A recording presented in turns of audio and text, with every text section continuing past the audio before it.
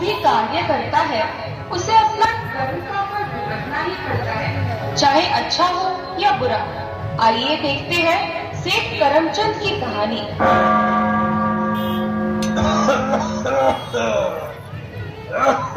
यह है सेठ करमचंद, एक बहुत बड़े व्यापारी है। इनका खुद का कारखाना भी है। शेयर मार्केट में भी सट्टा करते हैं। जितना इनका कारोबार बड़ा है उतना ही इनका परिवार भी बड़ा है, लेकिन बेचारे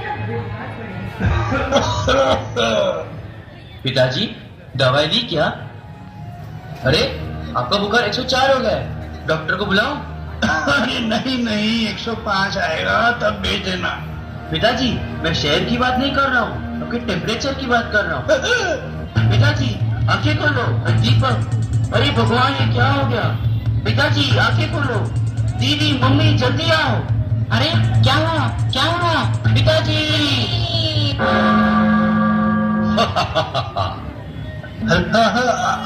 आपको कौन हो? वो मुझे कहाँ ले जा रहे हो? अरे, मुझे नहीं जानते? मौत के बाद कौन कहाँ जाएगा, स्वर्ग या नर्क, इसका फैसला मैं ही तो करता हूँ। अरे मगर मुझे नरक की तरफ क्यों ले जा रहे हो? मैंने तो कितना दान पुण्य किया है। अच्छा, लेकिन आपका कोई भी पुण्य कर्म चित्रगुप्त के चोपड़ी में क्यों नहीं है? ऐसे कैसे हो सकता है? मैंने तो 10 साल से गांव वालों को इतना स्वादिष्ट भोजन खिलाया है, गांव वालों ने जिंदगी में इतना बढ़िया भोजन कभी भी देखा भी नहीं होगा। लेकिन आपने किस खुशी में भोजन कराया? उससे क्या लेना देना? इतने लोगों को भोजन कराया, ये तो पुण्य का काम हुआ ना। फिर भी यह बताओ, किस खुशी में खिलाया? महाराज, सेठ करमचंद जी ने 10 साल में 6 शादियां की है और उसी सिलसिले में इन्होंने गांव वालों को भोजन कराया है। क्या 6 शादियां? क्या करे, इन्हें बेटा ही चाहिए था ना। बेटी हुई तो पत्नी को ही बदल डाला। अरे वाह कामदेव जी, आपको प्रणाम। अब समझे नर्क के तरफ क्यों ले जा रहे हैं। ठीक है, इस बात को छोड़ो। मैंने गांव में जो गौशाला बनाई है उसका क्या? ठीक है, यह भी तो पुण्य का काम है। आओ, वो भी तो देख लेते हैं। सेठ जी, हमने तो सरकार से 1000 गैया पालने की जमीन मुफ्त में ली थी, लेकिन हमारे पास तो सिर्फ 500 ही गैया है। कोई बात नहीं, 500 या 1000 सब एक ही है, कोई फर्क नहीं पड़ता। कौन गिनने वाला है? बचा हुआ जमीन पर गोडाउन बनाएंगे और कारखाना का सामान रखवा देंगे।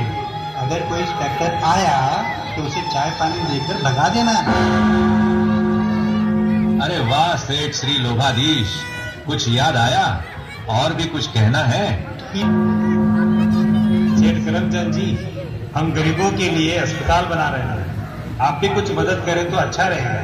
ठीक है, आप मुझसे कितनी उम्मीद रखते हो? तो यही कुछ 50 लाख। अच्छा है, मैं 50 लाख तो दे दूंगा, लेकिन अस्पताल मेरे खानदान के नाम पर ही होना चाहिए और ऑपरेशन थिएटर को मेरा ही नाम लिया जाए। ठीक है सेठ जी, आप 70 लाख देंगे तो हम जरूर वही करेंगे जैसा आप कहेंगे। अच्छा, मैं 70 लाख दे दूंगा, लेकिन ऑपरेशन थिएटर में चाकू छुरी जो होती है उस पर भी मेरा नाम होना चाहिए।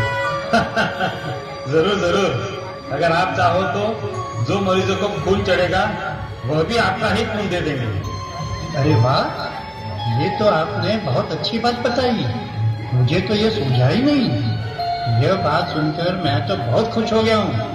अभी तो मैं अस्पताल के लिए 1 करोड़ दूंगा। सुना ओ सेठ अहंकारेश्वर, आपका ये चंदा भी पुण्य की गिनती में नहीं गया, बल्कि और ही बोझ चढ़ गया। अब आप समझे हम आपको नरक में क्यों ले जा रहे हैं। और हाँ, ये लो, जैसा आपको चाहिए हम मरीजों को देने के लिए आपका ही खून निकाल लेते हैं। नहीं, छोड़ो, मुझे छोड़ो। बचाओ, अरे बचाओ, मुझे बचाओ। अरे भूल, भागो। घबराओ नहीं, सेठ जिंदा है, सिर्फ बेहोश हुए थे। लेकिन मेरी धर्मराज से भी मुलाकात हुई। वो तो मुझे 5 विकारों के बारे में भी समझा रहे थे और मुझे नरक में भी ले जा रहे थे, भाला से भी घायल कर रहे थे। नहीं, यह तो आपका वहम था।